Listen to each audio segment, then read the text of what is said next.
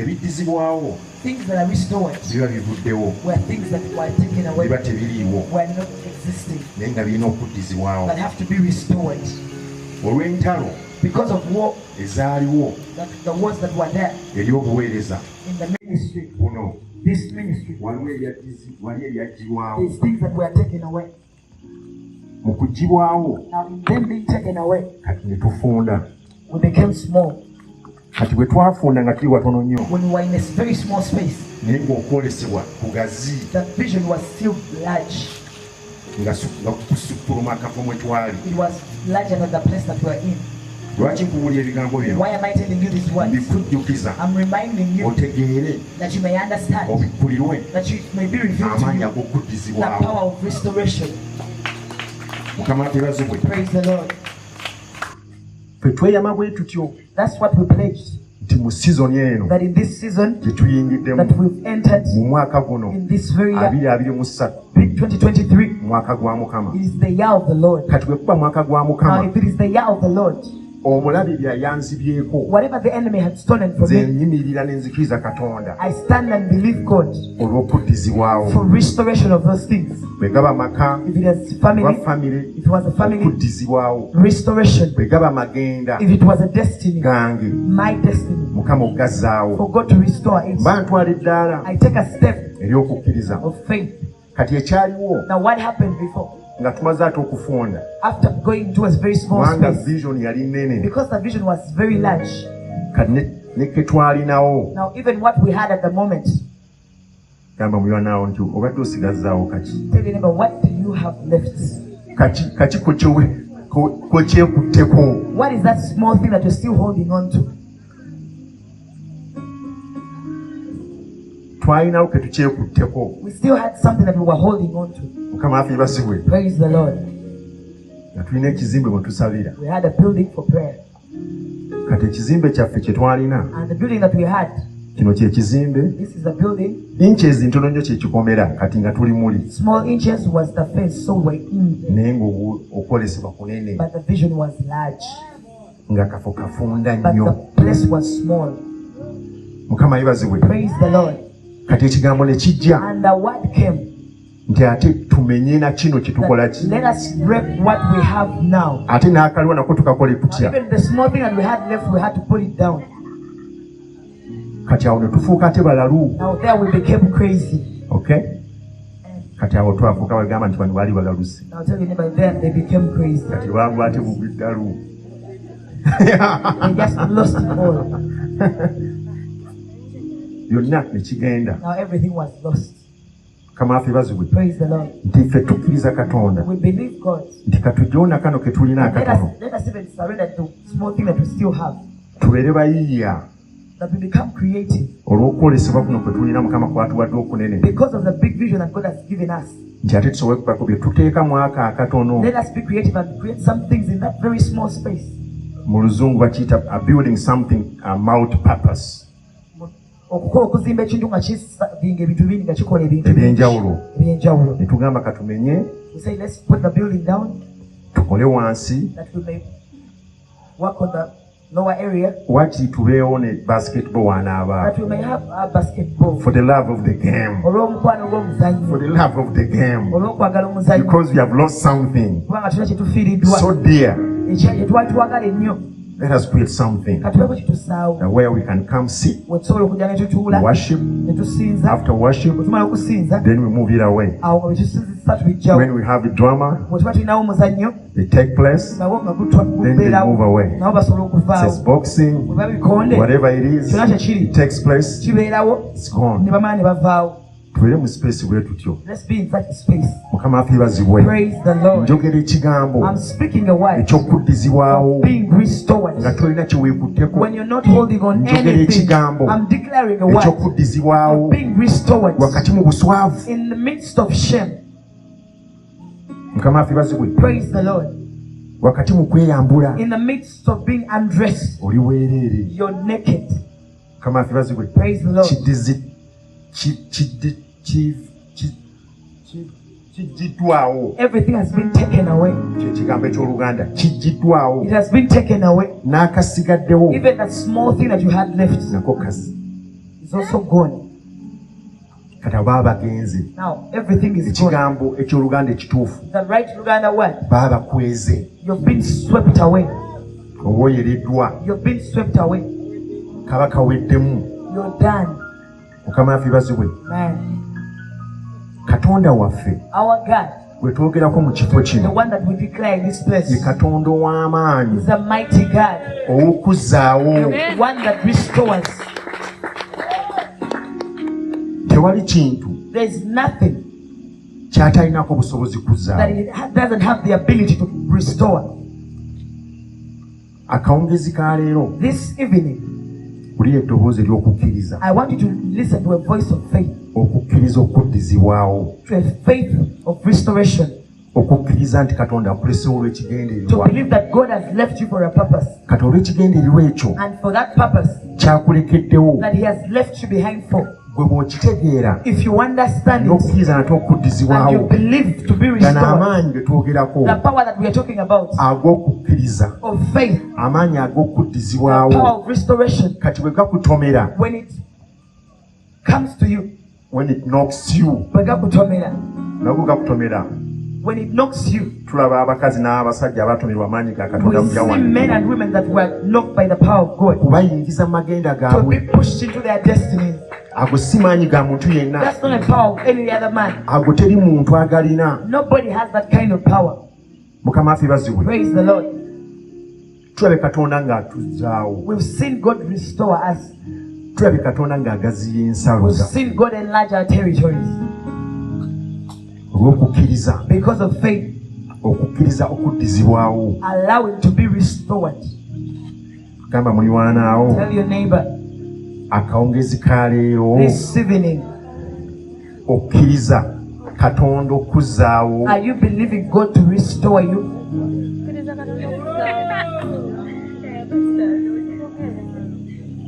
Omulabe Sitaani The enemy alina bye yali abbye ku Uganda had stolen some things from Uganda ng'abiggyeewo. and he had taken them away.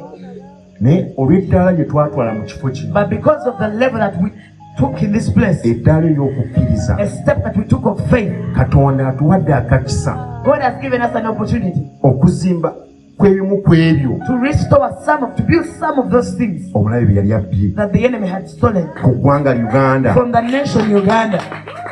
Katonda atuwadde akakisa God has given us an opportunity okuzimba modo to build a model eri Uganda, to Uganda, ekifaananyi ekiraga a picture that shows kisoboka that okuddizibwawo. it is possible to be restored. Kye kintu kye tuzimba mu kifo kino. That's the thing that we are building in this place, Kuzza essuubi to bring back hope, okulaga nti kisoboka. to show that it's possible. Kati amafuta ge gamu Now the same anointing ge gasaasaana is spreading okusukkuluma, beyond kusukkuluma ebitundu bino this community, mwe tubeera, the communities that we live in, okusukkuluma ebibuga, beyond the cities, okukwata ku ggwanga. touch the nation. Mukama waffe bazibwe. Praise the Lord. Amaanyi ga Katonda The power of the Lord ag'okuddizibwawo of restoration gasaasaana eri eggwanga lyonna. spreads to the whole nation. Mukama waffe bazibwe. Praise the Lord.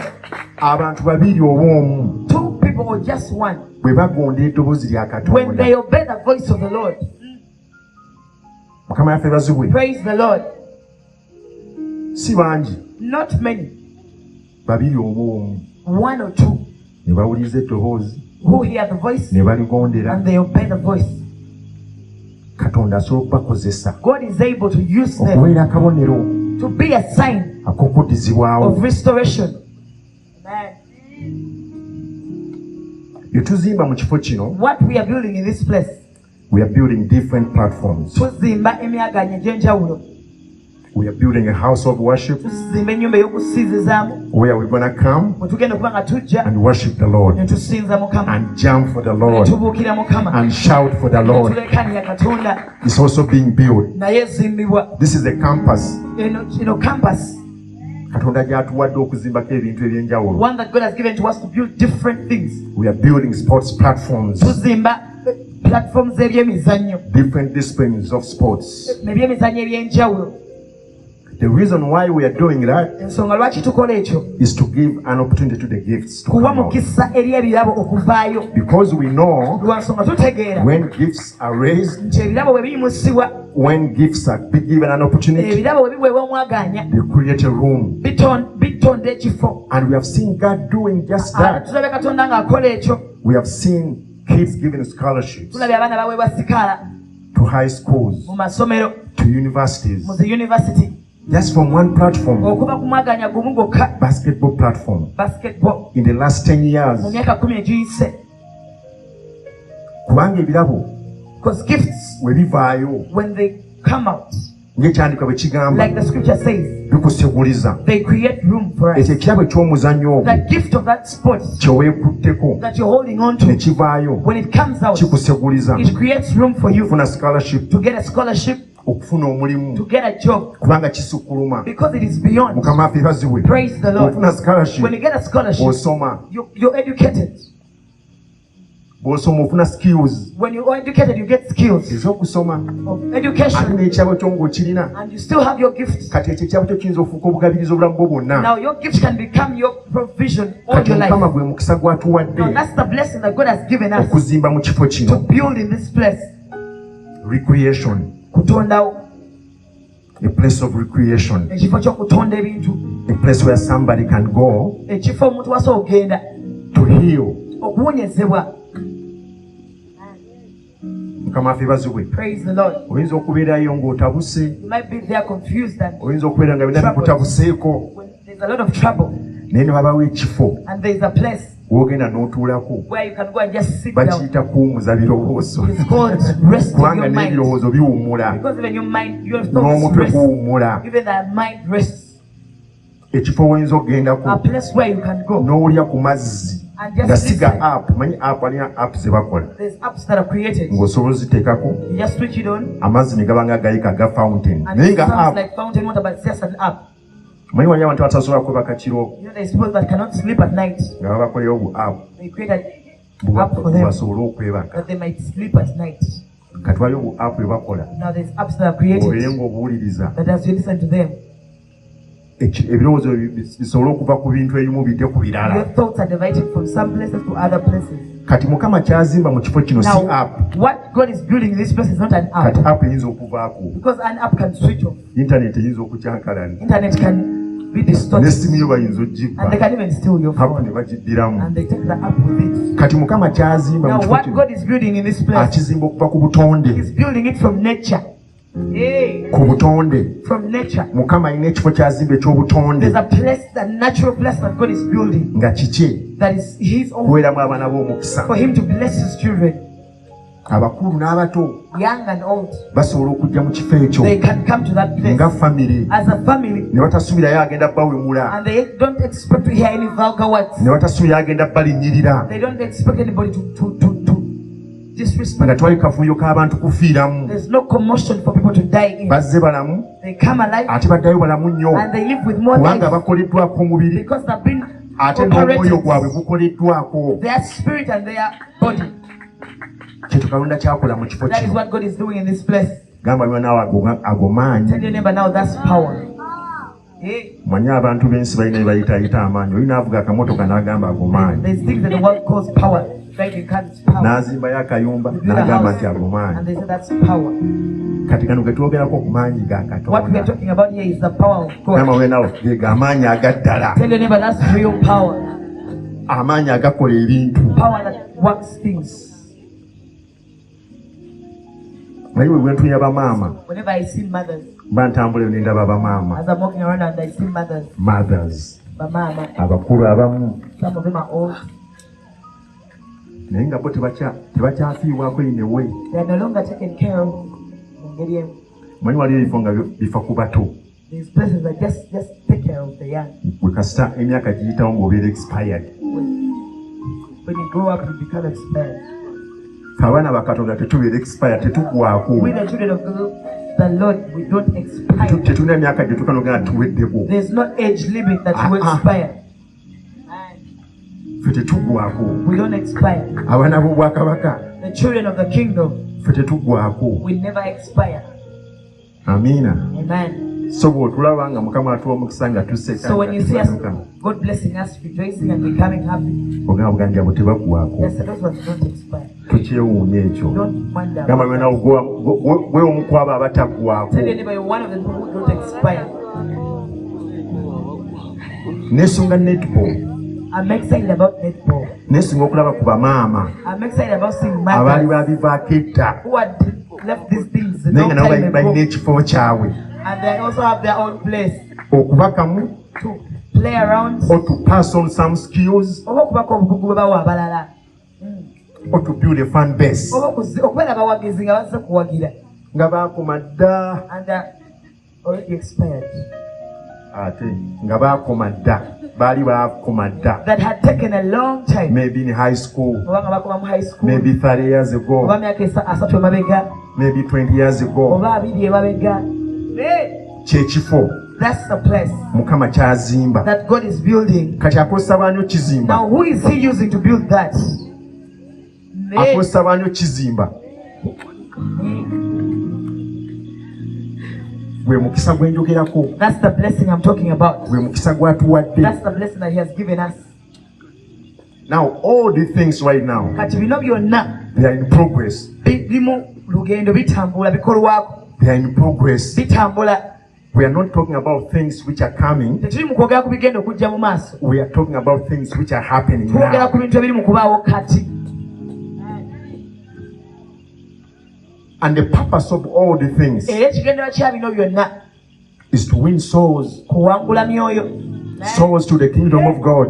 emyoyo eri obwakabaka bwa Katonda, To win souls okuwangula emyoyo and create opportunities n'okutondawo emyaganya for the gifts to come eri out. ebirabo okukuzibwa. That's the purpose. Kye kigendererwa. That's what God is doing with Ekyo us. Katonda kyakola mu ffe, For God's kingdom. obwakabaka bwa Katonda For this generation. eri omulembe guno. This is a generational work Guno mulimu gwa mirembe going on in this place. ogutambula mu kifo kino, This is a blessing mukisa to Uganda. eri Uganda yonna.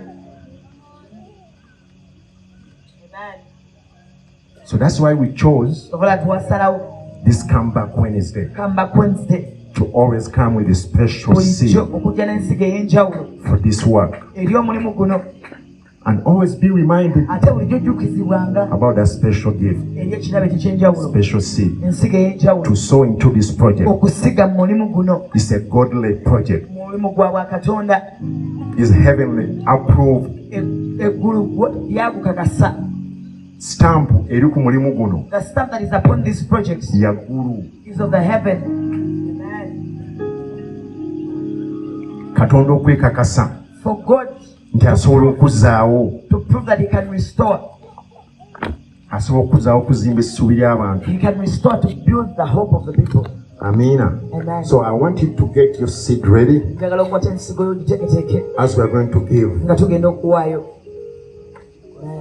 Tuwaayo We are giving olw'omulimu omulungi. because of the good work. Tuwaayo We are giving olw'omulimu because of the work ogugenda okuleeta bangi eri obwakabaka that bwa is going to Katonda. draw many to the kingdom of the Lord. Tuwaayo We are giving olw'omulimu because of the projects ogugenda okuzuukusa ebirabo bingi that is going to awaken so many gifts, ebyali bitamanyiddwa gifts that were not even known mu bantu about abamu, in some people, ebyali bifudde that had died mu bantu abamu. in the lives of some, Mukama obisitula for God to lift them up n'obikozesa. and to use them.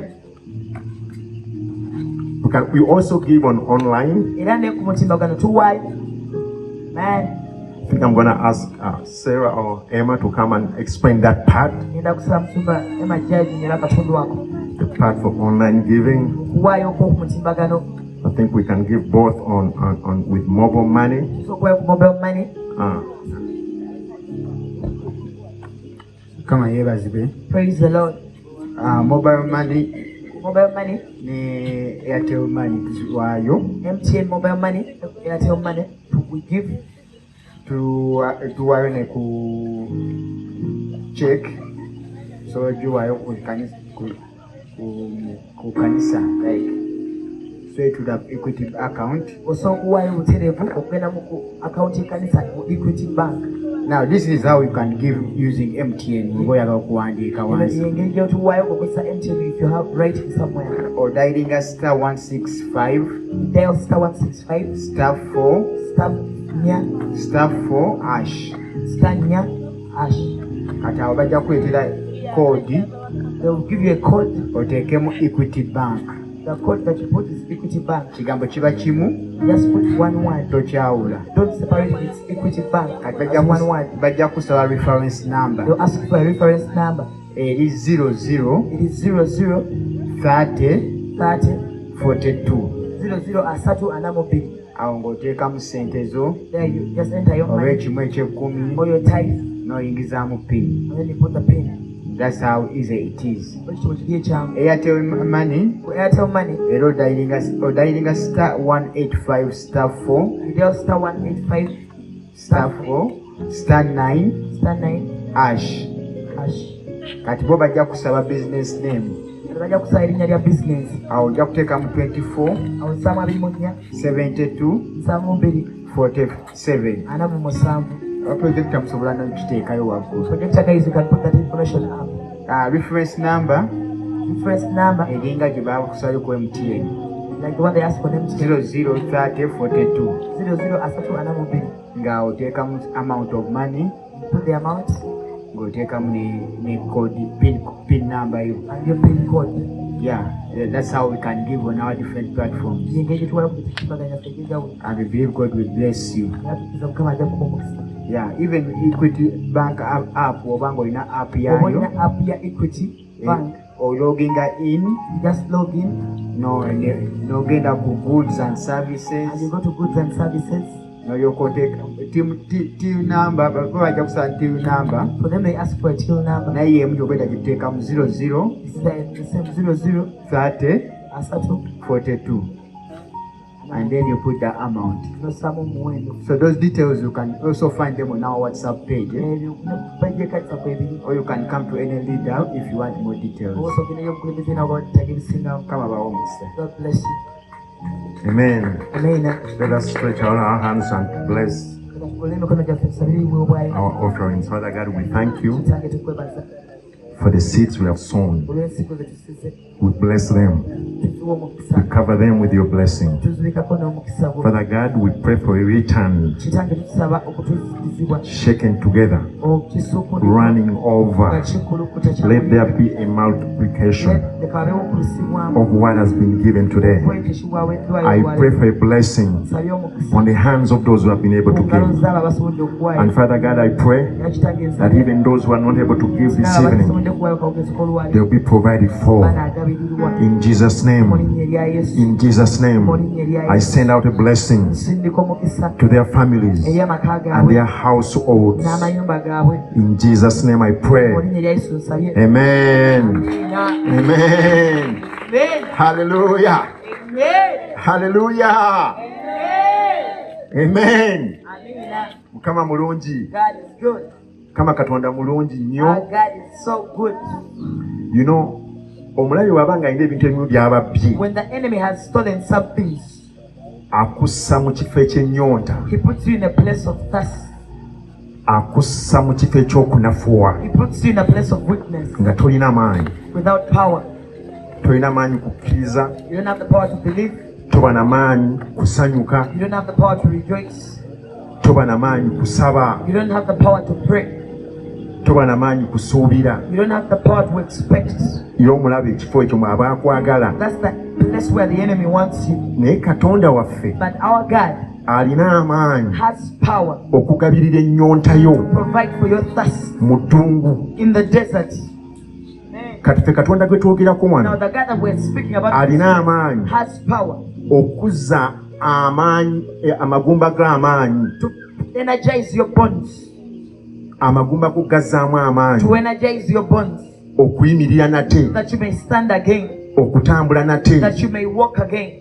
Kale ekyo Katonda kyakola. That is what God does. Bwe tuba mu kifo ekyo When we are in that place ne twezuula nti tulina okkivaamu, and we discover that we have to move from that place, ye alina amaanyi okugabirira He has the power to provide for that, obwetaavu bw'oba oyitaga mu kifo ekyo. provide for the need that you have in that place. That's what the scripture says Ebyawandikibwa bigamba in Isaiah 58:11, mu Isaaya 5:8 that you shall tonaabeera ng'ennimiro efukirirwa.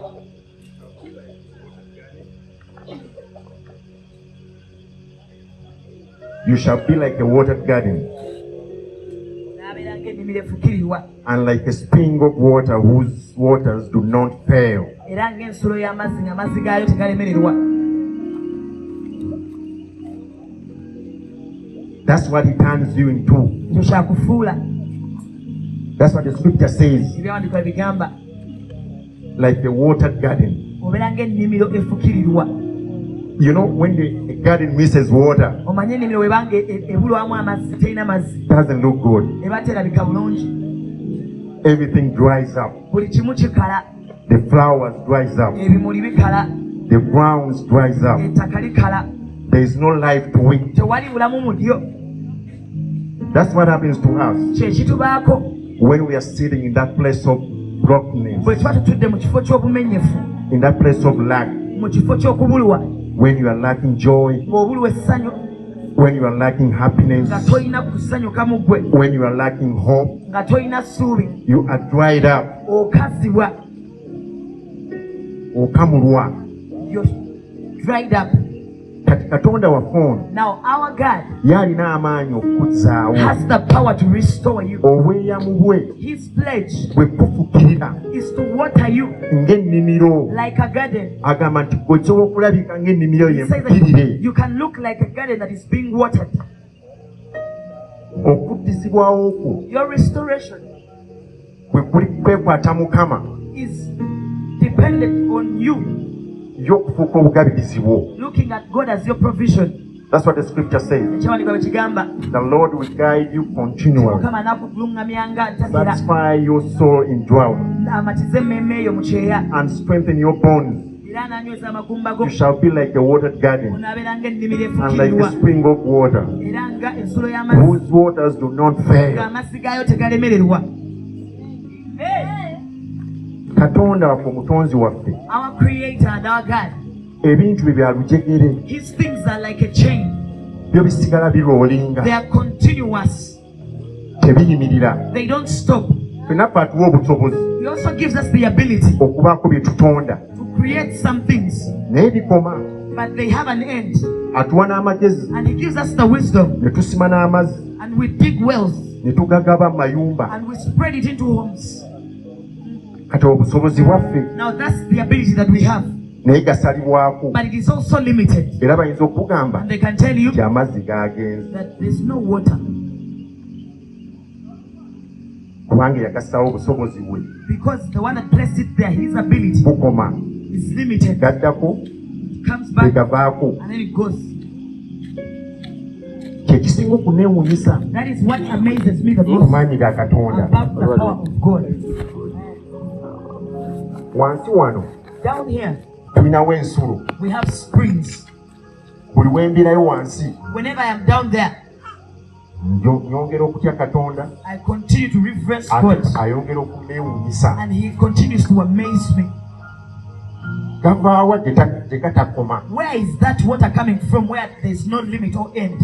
tegaatandise jjo, It did start yesterday. sipiidi emu, It's the same speed obungi bwe bumu. and the same amount. Tewali muntu alina busobozi There's nobody that has the ability kugateekako kkomo. to put a limit to it. Gwe ne bw'ozimba ekisenge kyenkana nga kiri, Even if you build a wall as high as era that, go gajja kujjula it will go up ga raisinge levels, and raise levels era gavuga ekisenge, and go over the wall, kubanga gali ku pulaani ya Katonda, because it's according to the plan of the Lord okubanga gakulukuta gatyo. that it flows that way. Bwe busobozi That's the ability bw'alina eri ggwe that He has towards you okukuvumirira, to water you okuddizibwawo, in restoration, okugabirira to provide for you mu kuddizibwawo. in restoration. Ekyo tekirina kkomo. That has no limit. Kyova ye Katonda That's why God alonda abantu, picks people. abaako abantu b'abalonda. There's people that He chooses. He always picks some people Bulijjo alondayo abantu to show himself. okweragiramu Bwe embeera eyo yennyini your very situation gy'olimu, that you're going through, gy'otunuulidde, that you're looking at, ekuddyeeko essanyu, that has stolen joy from you, ekutiisizza, that is making you bwe fearful. weweezuula When you discover who you are n'otuulagana and amaanyi you understand this power agakolera mu ggwe, that works within kati you, akozesa embeera eyo now He yennyini uses your very situation ate okweragiramu abantu abalala. to show off to other people. eno embeera gye mbadde ngabana nammwe The situation that I was sharing to you okuweereza about the ministry, wewe twali where we were, n'ebyali bitutuuseeko and the things that had happened to us. waliwo abaabiraba There's people that witnessed era them, waliwo abaabiwulira and there's people that heard about them. mukama waffe bibazibwe Praise be unto God. era katonda bwe yeeraga And when God manifests himself mweyo embeera in that situation, balaba they still see era bawulira and they still hear. mukama waffe bazibwe Praise the Lord. okuddizibwawo okwo Your restoration kwa kawungezi ka leero is for this very evening. kwa kawungezi ka leero Is for this very evening. the scripture says Ekyawandiikibwa kigamba that those from among you nti abo mummwe shall build the old waste places. banazimba ebifo ebyali byasaanyizibwawo. Those among you. Mummwe. Abo mummwe. Those among you. That's in verse 12. Kiri mu lwa 12 kati. Same chapter, Isaiah 58. Yesaya 58 olwa 12. Those from among you nti abo mummwe shall build the old waste places. banazimba ebifo ebikadde ebyasaanyizibwawo. You shall rise up the foundation Banaagolokosa emisingi of many generations. egy'emirembe n'emirembe.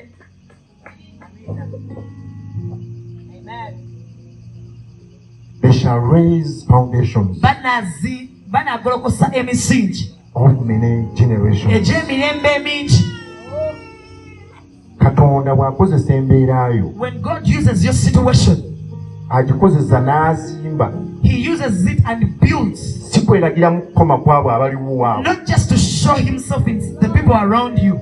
Katonda bwe yeeragira mu mbeera When yo God shows himself in your situation, takoma kweraga ku mulembe gwo it doesn't stop in your generation nagwa mwana wo and the generation of your children n'ogwa mwana we and their children. akwata ku mulembe He touches another generation n'omulembe omulala and the coming generation ng'amaze okweraga. after manifesting himself. Kiki kyoyagala okuwanyisa What do you want to exchange n'amaanyi agakola ebyo? with the power that does that? Twala eddaala ery'okukkiriza I want you to take a step of faith owanyise. and exchange. Tell your neighbor, take a step of faith. Gamba kuliranye twala eddaala ery'okukkiriza. Now this is what happened. Kino kye kibaawo. The scripture says, Ebyawandiikibwa bigamba and you shall be called the repairers of the bridge.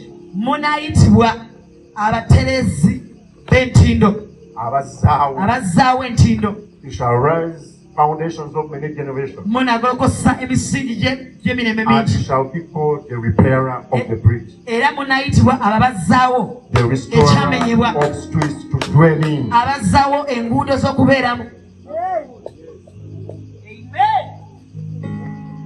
Katonda God akozesa embeera uses a situation okuzzaawo. to restore.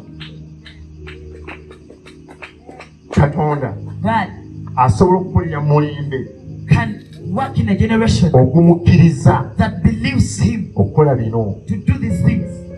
bye tulaba kati. These are the things we are witnessing. This is in progress. Bye biriwo kati. This is the fulfillment Kino kutuukiriza of many prophecies okw'obunabbi we obungi had before. bwe twali tuwulidde It was said, byayogerwa. women, Abakyala, men abasajja who pray abaasaba and prophesy. ne balagula, Pray, baasaba, prophesy. baalagula. And those who heard, Abaawulira the scripture says, ebyawandiikibwa bigamba among them, mu bo they were used for this, mwe muli abaakozesebwa okukola kino for this very assignment. eri omulimu guno gwennyini. There is a comeback for this country. Waliwo okudda eri eggwanga There is a lyaffe, comeback for Uganda. waliwo okudda eri eggwanga lyaffe, Because there is a group of people, kubanga waliwo ekitundu a group ky'abantu, of men and women abavubuka n'abasajja who have heard abawulidde that it can be repaired again. tikisobola okuzzibwawo It nate, can be restored again. lisobola okuzzibwawo nate. And God can take them, Katonda asobola the bakwata, scripture says, ebyawandiikibwa and bigamba, turn them into repairers n'abafuula abazzaawo, and restorers abazzaawo of a generation. omulembe. Ekyo tukola What we are doing, omulabe The enemy. Tumunyakulako. We are snatching Nga abaana things. ba Katonda. We are children of God. Buli kye yali abbye. Whatever he had stolen, tuyimirira. we stand Ne tunyakula and okutuuza. snatch it back. Kukiza. We are bringing it back. Bwe baba abawala. If it is girls, Tubanyakula we are okubassa. snatching them back.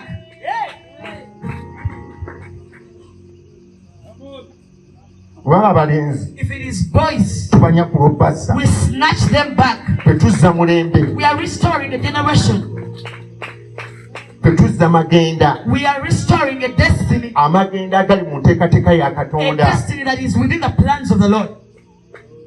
Katonda alina plan. God has a plan. Era yalina plan okuva mu And he ntandikwa. had a plan from the very beginning. Era plan ye tetuukangako. And his plan has never changed. Come back. Kudda. A comeback Okudda. is a move of faith. Lutambula lwa kukkiriza. It's a move of faith Lutambula lwa kukkiriza.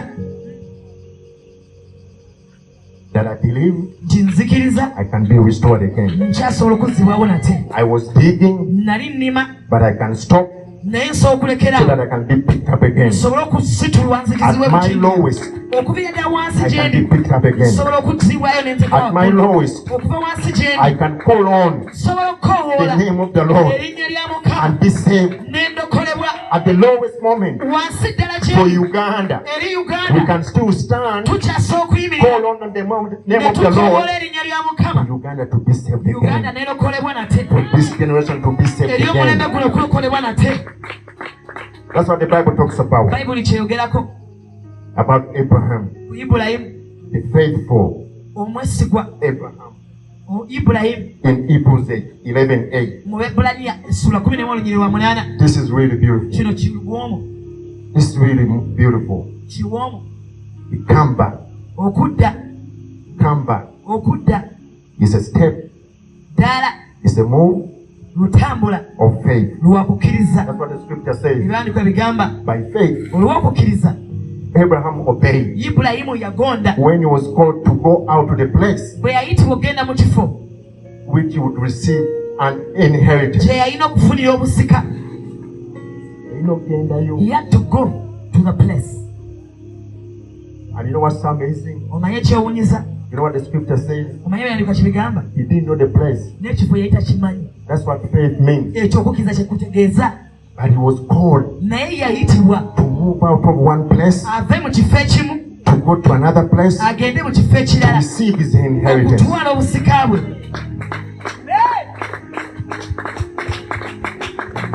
Amagenda go, Your destiny, okuddizibwawo kwo, your restoration, olina okutwala eddala you ery'okukkiriza. have to take a step of faith. Okuvaawo omulabi wabadde akubitidde, From a place of bondage of the enemy. akubiseeko ennaku, He is covering you with akubiseeko okutya, sorrow, covering you with akubise fear, okubuusabuusa. covering you with doubts. Then you surrender. No wanika. Noweewaayo. You surrender yourself. Kiri nnyo It is so bad okuba ng'oli mulamu to be alive ate ne weebalira mu bafu. and you count yourself in the dead. Abafu bwe bamala emirimu gyabwe. The dead have already finished their works. Teri mulamu amala mirimu gye. There's no one that is living that is done with their Tetuba works. tukyatambuza. We are still progressing. Nkuzuukusa I awaken you okuddamu okutambuza. to walk again. Nkuzuukusa I awaken you okuddamu okubeera excited to be excited again. about your dreams, Ku birooto byo, about your destiny, ku magenda go, about your nation. ku ggwanga lyo. Okuddizibwawo. Restoration. And he went out N'afuluma not knowing where he was going. nga tamanyi na gy'alaga. Amagenda go Your destiny, Katonda agamanyi. God knows it. Oyinza okuba katogalaba You might not see nga it. togasuubira, You might not expect it. naye kubanga Katonda But because God aba n'enteekateeka, has plans, kati agaku yagateekateeka He dda. has already planned yours. Mukama waffe yeebazibwe. Kino si bulimba, This is not a lie. gano mazima. This is truth. Bwe nga tonnaba kuzaalibwa Before you were wali born, mu nteekateeka za you were in the Katonda. plans of the Lord. Can you imagine? osokirowoozaako ekyo. Maama wo, Your mother, maama wange my mother, nga tannaba kufuna lubuto. before she got pregnant, Can you imagine? kirowoozeeko. nga nze ndi mu nteekateeka za I was Katonda already in the plans of the Lord. nga mmanyi. He knew me. Kati bw'aba yali akumanyi Now, if he knew you bwe Katonda aba nakubeerawo before you existed, kuyimirira mu ggwanga lye bayita Uganda, before you stood in the nation called Uganda, ayinza ate butamanya ate gy'ogenda how could he not know where you're nga going? yakumanya And he knew you. before. Nga tonnaba, Olaba nange omuntu even me as a person, nsobola okuteekateeka ne ŋŋamba eno gy'ogenda I can plan for you and say, okusinziira ku this nteekateeka is gy'emba where I'm nayo. going according to the plan that I have for you. Mukama yebazibwe. Praise the Lord. The next verse. Verse 9.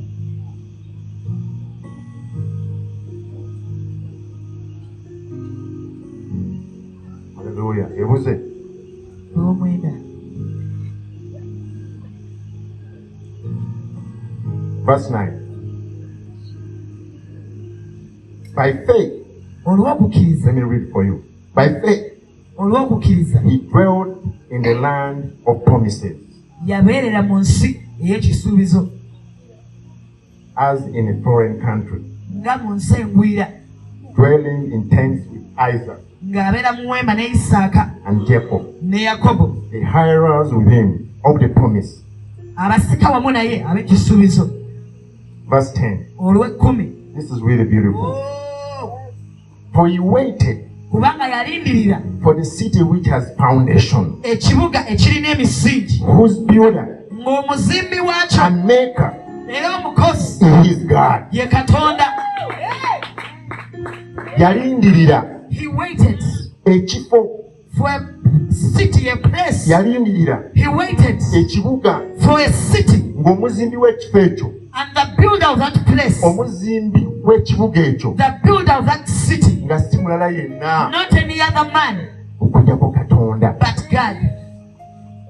Kyanywezebwa It was established kubanga yatwala siteepu ey'okukkiriza because he took a step of faith okigendamu. to walk into it. Enteekateeka yo Your plan si ya muntu mulala yenna. is not to any other person. Gw'oli mu nteekateeka ya Katonda, You're in the plans of the Lord. ye yagiteekateeka He planned it before, ate ye muzimbi waayo. and he's the builder of it. Kyoba nze ebyogerwa That's why whatever is mu spoken Uganda about bye mba Uganda, mbiwakanya. I go contrary. Mpulira agamba When I hear somebody saying Uganda nsinjavu, that Uganda is a poor nation, mulaba nga muzibe nnyo. I see you blind. I've never seen a land Nze siraba nga kutaka so blessed, nga lya mukisa so rich. nga gagga. Listen, Wuliriza, you know the scripture in Genesis ekyawandiikwa mu lubereberye says kigamba that God Katonda created a garden yatonda ennimiro in the east, mu buvanjuba. and the name of that garden Erinnya y'ennimiro eyo is called Eden, nga ye Edeni, because God looked kubanga Katonda yatunula and saw n'alaba that this was so beautiful. nga kino kirungi, That's why you put a man. kyava yassaamu omuntu. If there was an area Bw'aba nga waliyo ekitundu kyonna called Eden, ekiyitibwa Edeni, then you need to come to Uganda weetaaga kujja mu Uganda so you can realize it, osobole okukitegeera, so it can become true. kisobole okufuuka ekituufu. How can that place be poor? Kiyinza ki okuba nga kyavu? How? Batya, Omanyi waliwo ekintu you know there is things nga kigenzeeko enfuufu, that have some dust on them. kati bakwata ekiweewo. Now they get a rag. Wantu wali bwavu, There's no poverty in this area. neggwanga si lyavu. There's no poverty in this land. Ffe ng'abaana ba We Katonda, as children of the Lord, abaana b'okukkiriza, we as children of faith, abaana b'okubotola, we as children of breakthrough, tukwata ebiweewo, we are getting kati rags. tukubako nfuufu Now we are dusting our mu linnya nation lya Yesu in Kristo. the name of Jesus Christ. Tukuba obukwago okuvaawo, We are dusting off tukuba stupidity. obuseeku, We are dusting off perversion, obusamize, witchcraft, byonna ebisiba omukisa gwa Katonda okulabika whatever hinders the blessing of the Lord from being ku witnessed ggwanga. on a nation. Ebyo tumenya That is what we are breaking ng'abaana b'okuddizibwawo. as children of restoration. Ebyo tukola That's what we do. kati ekyo Katonda kyakola naffe. Now that is what God is doing with us. Katonda kyazimba That is what God is building with mu us maaso gaffe. before our eyes. Because what matters Kubanga ekirina amakulu is the foundation. gwe musingi. And because of the foundation, Kati olw'omusingi, we are built on. olw'omusingi kwe tuyimiridde, We are not strangers. ffe tetuli bagwira. We are not strangers in these things. Tetuli bagwira mu bintu We bino. are not counted among the strangers. Tetubalibwa mu bagwira. We are counted among citizens. Tubalibwa mu mbaawo. Heavenly citizens. Abatuuze ab'eggulu. Tukakasibwa ggulu.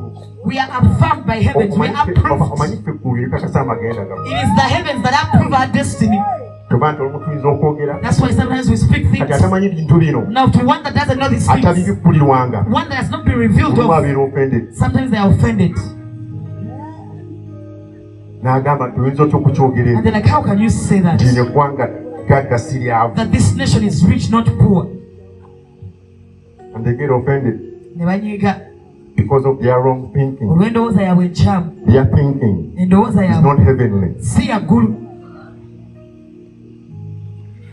Our minds Endowooza zaffe are renewed zazziddwa bujja every day bulijjo by the word of God. n'ekigambo kya Katonda. Heavenly word. Ekigambo ky'eggulu That's what confirms kye kikakasa our thoughts. endowooza zaffe.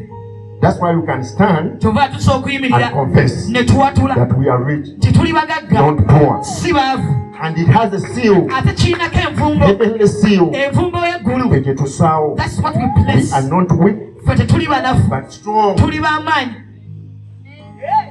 Among the weak people, Mu banafu mwe with the wrong twatulira thinking, ab'endowooza we nkyamu stand tuyimirira and confess their start ne twatula ekyo because of the seal, olw'envumbo, because of the heavenly seal. olw'envumbo y'eggulu. Ephesians chapter 2, Befeso ssula 2 verse 20. olunyiriri lwa 2 It says, kigamba having been built nga twazimbibwa on the foundation ku musingi of the apostles ogw'abatume and prophets, ne bannabbi, Jesus Christ himself nga Yesu Kristo mwene being the chief cornerstone. ly'ejjinja ekkulu ery'oku nsonda. Kati ogwo gwe musingi That's the foundation kwe tuyimirira. that we stand on. Gwe musingi That's the foundation kwe tuyimirira. that we stand on. Ebyetaagisa okugyawo Whatever needs to be, twogera ekigambo ekibijjawo. we speak a word to remove them. Buli ekyesitula, Whatever elevates itself, buli ekyegulumiza everything that exalts itself waggulu w'enteekateeka ya Katonda. above the plans of the Lord. Ffe ku musingi guno Now on this kwe foundation twasimbibwa. that we were set, Guno omusingi gwa buyinza. it is a foundation of Guno authority. omusingi gwa batume. It is the foundation of the Ffe tuli ku apostles. musingi gwa bannabbi. We are on the foundation of the Ffe prophets, tuyimiridde. where we are standing. Era nga Yesu And Jesus Christ ate ly'ejjinja lyennyini is the chief cornerstone, ery'oku nsonda ery'omusingi guno. the chief cornerstone of this foundation. Kati ku musingi gwe tuyimiridde Now on this foundation okuddizibwawo of restoration, kulina okubeerawo. restoration has to come to Bwe kuba pass. kuddizibwawo If it is being restored nga kwa maka of a family, kulina okuddizibwawo. it has to come to pass. Bwe kuba okuddizibwawo If it is restoration eri bitundu byaffe, of our communities, eri ggwanga lyaffe, of our nation, kirina okuddizibwawo it has to be restored mu linnya lya Yesu in Kristo. the name of Jesus Kubanga Christ. olw'omusingi gwe tuyimiriddeko, Because of the foundation that we stand obwo on, bwe buyinza that bwaffe is our authority obwatuweebwa. that was given unto us. That's what Paul is saying. Paulo kyagamba,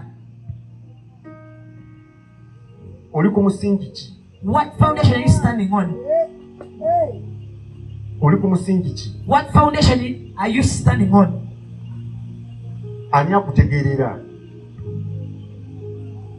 Ani akusalirawo? Who makes the decision?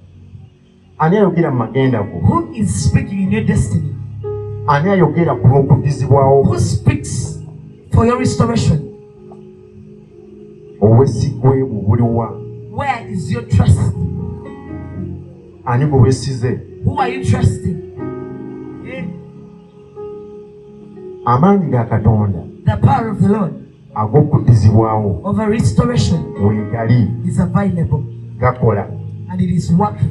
gasitula. It elevates. Katonda waffe byakola. That's what our God does. Mukama waffe basibwe. Amen. Katonda waffe byakola. That's what our God does. Ze nkola ze That's His way. ye ayogerera ku ddaala. He speaks on a level. katwaba nga waliwo ebimbadde bintadde ku ddaala lino. Now, if there's things that have blessed me on this level, Omanyi waliwo ebintu there's things ng'oba ogenda mu kifo that ekirala as you're moving to another place, togenda nabyo. you don't go with them. Oyinza okuba ng'osenguka When you're shifting n'ogamba and you say, no, gye ngenda wapya I'm going to a new place. nga namasepiki kangagabe. Let me give out these saucepans. Eno gye ngenda wapya Where I'm going is a new place. ne kativi kativi tekajja genda mu apartment I yange, want to go to my apartment. Let me give it kajja out. genda mu nnyumba yange I empya. want to go into my new house. Manyi lwaki? You know why? Kubanga kiri kiba kipya, Because you're entering a new kati thing. kino kiba kikadde, Now this is old. amaaso go gakibaddeko nnyo, Your eyes have been set on it for a long okikozesezza time. nnyo. You've used it for a very Mu long kifo time. mw'obadde In the place you've kibadde been, kisaavinga it has been serving its purpose, naye nga kirina ekkomo, but it has an end. kubanga olina ekifo ekipya Because you're entering a new place mw'ogenda where you're going, ng'olina obbireka so you have to leave some things behind.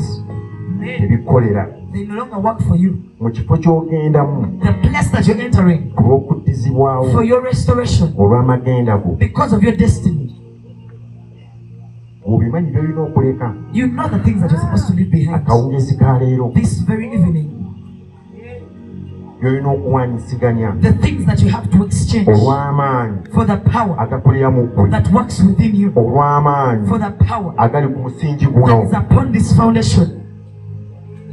Gano amaanyi mangi, This is a lot of power. gano amaanyi gazzaawo, This is a power that restores. gano amaanyi gazimba. This is a power that builds. Obugabirizi The provision obw'amaanyi gano for this power weegali akawungeezi is ka leero. available this very evening. Akawungeezi ka leero This very evening, okukola mu bulamu bwo, to work in your life, okuzimbibwa, to be built, okuzzibwawo, to be restored. si ggwe wekka Not only you, naye n'omulembe gwo but your generation too, okuddizibwawo. to be restored. Nga tuyimiridde ku bigere byaffe.